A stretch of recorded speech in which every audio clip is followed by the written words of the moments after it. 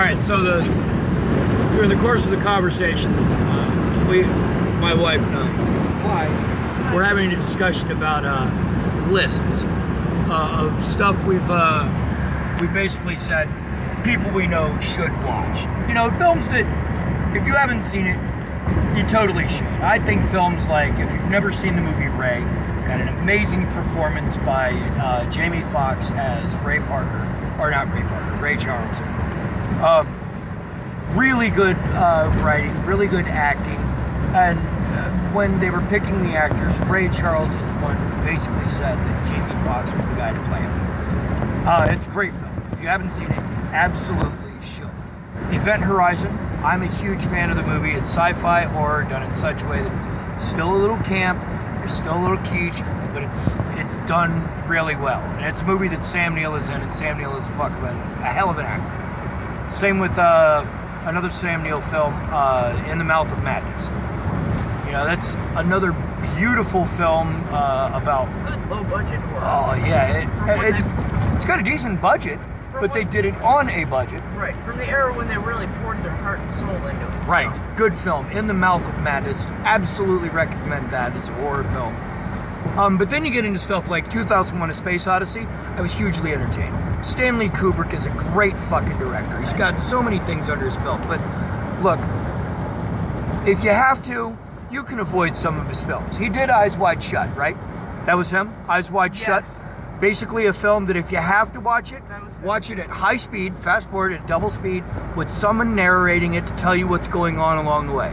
All right, this is the part where he discovers the secret sex club, and this is the part where they find the dead hooker, and this is the part where we're not sure if he has a blowjob or not. And we'll start off, the movie starts off with him and his, I think she was married to her at the time. Yeah, that was his wife. That was Nicole Kidman. They start off smoking a joint and having an awkward conversation about, no, I can't fucking remember. I think we're kind of bored. Oh, is the sex okay?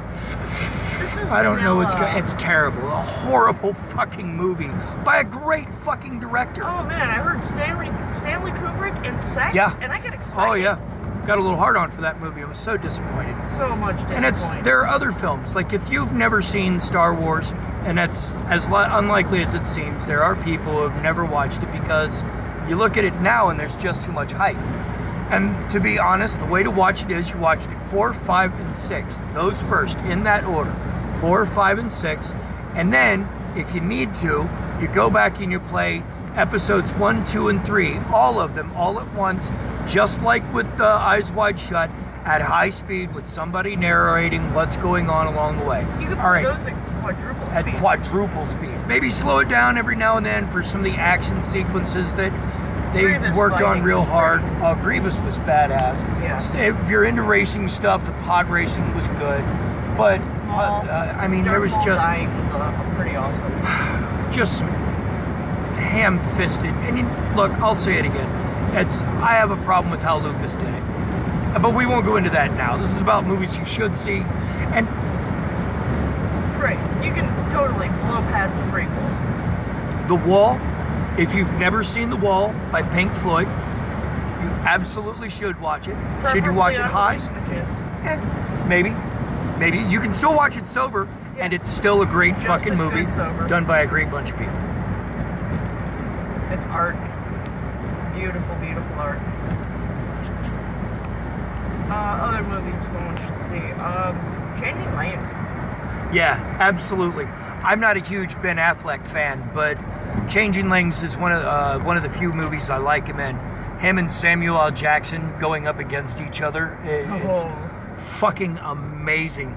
I don't think he uses the word motherfucker very often in that film at all. I don't think he uses it in that movie. Like he is... I don't think he uses it in that movie at all. For most of it, he is really obviously trying to restrain himself as a character. He is trying to and it comes through. Back. It's fucking glorious. Beautiful. Anything with Sam Jackson in it, I'm just all for fucking at least watching a preview or two to see what he's like. In that movie, Ben is the asshole. Yes. And not intentionally. He's drawn into the... And that's what I like about him. He plays a character that I can actually identify with how he ends up looking like the bad guy.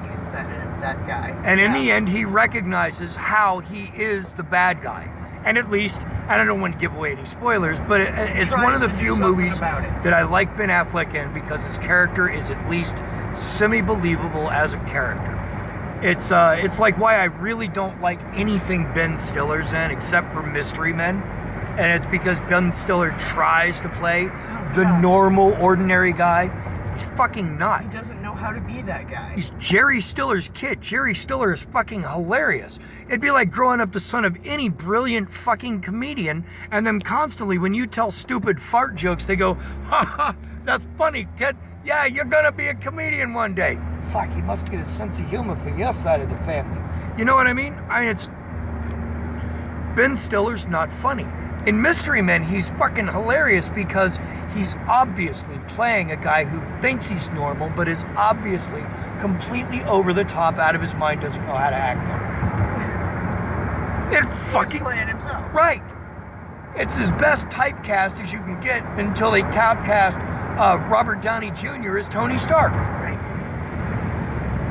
And how much fucking more cast can you get than that? Whew.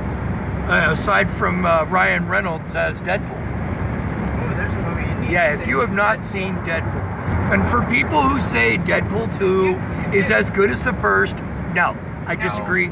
It's good. It's good. It's good. But you could leave the first Deadpool as a standalone and just Yep. leave it alone as far as comic book movies go. And go, I don't like comic book movies, and just go out and see Deadpool. Now, am I angry about it? No, I'm not at all. Is it as good as the first? No, not at all. And it's not as good as the first because the first was a shock. It was a straight to the face, balls in your fucking nose, shock of all your fucking visual senses. That, holy hilarious. shit, they put Deadpool on the fucking screen. Oh my God. And they got Ryan Reynolds to fucking voice him Wade while Wade Wilson is and they there. did it right. Perfect. The second one, not as good as the first, still fucking great, still amazing, do not get me wrong. Josh Brolin as Cable, I loved him. Good role. I love, what's her fucking name? I can't remember her name. Domino is fucking great. I had questions about, is it going to be a big problem, them switching, but I never see that as an issue. I'm more concerned about, I see the role she has played. Is she going to be able to play Domino well? Right, does she look Fuck like the yes. comic book character? Does She it matter? played the fucking role amazingly. I love her fucking outfit and her look. She's Domino. Stick with her. And that's my worry on a lot of these is this person going to stick with it? Josh Brolin as Cable it was great, but he's also playing Thanos. That's going to get a little weird. Are we going to do more Deadpool movies? Are we looking at possibly any other things with Cable? Are we going to keep getting Josh Brolin as Cable? I like him. I would have liked to have seen other people play the role. Yeah, Cable but, was prolific in the X-Men universe. Oh, so are we going to see more of him? Yeah, I mean, there was a whole bunch of shit where Deadpool is supposed to be more frequently appearing. I'd like to see that option. And I don't want to sound like Ryan Reynolds works cheap, but that would be, we know he can be He's persuaded. a whore for the camera, man. If you Right. throw him the Deadpool suit in a check, he'll work. Right. They let him keep the suit. Well, let him after they found out he stole it. Right. And let him is an operative word there. And Black Panther, good movie. But not a must-see. None of It's these not a comic must-see, book movies and that's really the are. problem with a lot of Mel's fed up with the superhero films, and I understand her burnout is It's an overload. they're all happening right now. They're all happening right now. And Like- if you don't watch the whole fucking mess up, you're left out. If you're a kid in 10 years and you want to go back and watch the whole Marvel series all at once, you It'd can be binge that in ideal a in fucking 10 week, years. in a week or so. It'll be fucking great. Yep, it'll be glorious. But right now, having to sit through it and watch it and having them come out, it does get to be a bit of burnout. Black Panther is worth seeing if you're a fan of keeping the Marvel Universe intact. As a standalone, it's an alright film. It's better than a great deal of the films that come out. I'd put it at, and don't think me saying mid-range means that it's mediocre, that it's just okay, that it's average. It's above average.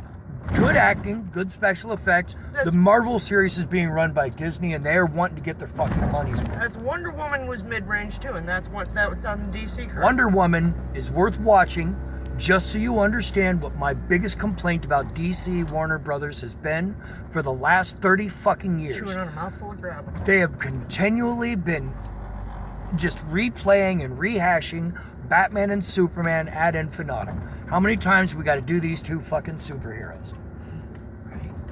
Guy with no powers who just kicks ass all the way around through his kung fu, wearing a bat suit, versus a god who has all power. Alien. Right. What do they keep rehashing? You know what? For the last 10 years, DC Warner Brothers have been like Disney have been kind of redeeming themselves in my eyes. DC has been doing their TV shows and their movies in such a way to try and branch out past just Bruce Wayne and Clark Kent.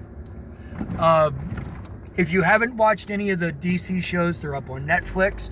I totally recommend watching Archer and start off with Archer, go 2 seasons to or Arrow, yeah. Well, he's the Archer, yeah. Start off with Arrow, let it go 2 seasons. That's when the Flash gets started. And then I don't care if you want to watch Supergirl, that's all you, but that's not my thing. But I haven't gotten to see any of the new DC movies. Wonder Woman looks good when put in comparison to the rest of the DC films. As a standalone film by itself, it's all right. Mid-range comic book It's movie. above average. As far as comic book movies go, it's pretty good. But is it astounding? Is it great? Is it, well, the bigger problem is we haven't had a lot of good examples of lead female roles that are good enough to compare to. And I hate that. Believe me, I do. But I grew up on strong female roles. Ripley from Aliens. If you haven't ever seen the movie Aliens, and Aliens 3, the whole series, you can skip 4. Don't worry about Alien 4. The one with Winona Ryder. I know Ron Perlman's in it too, and I fucking love him. And I like Winona Ryder too. Don't misunderstand, but that movie's not good. And here we are. I have reached my domicile. So actually, we're going to stop the video here, rather than just wandering into the house where my obvious canine alarm is going off. Have a happy delusion. We'll talk to you later.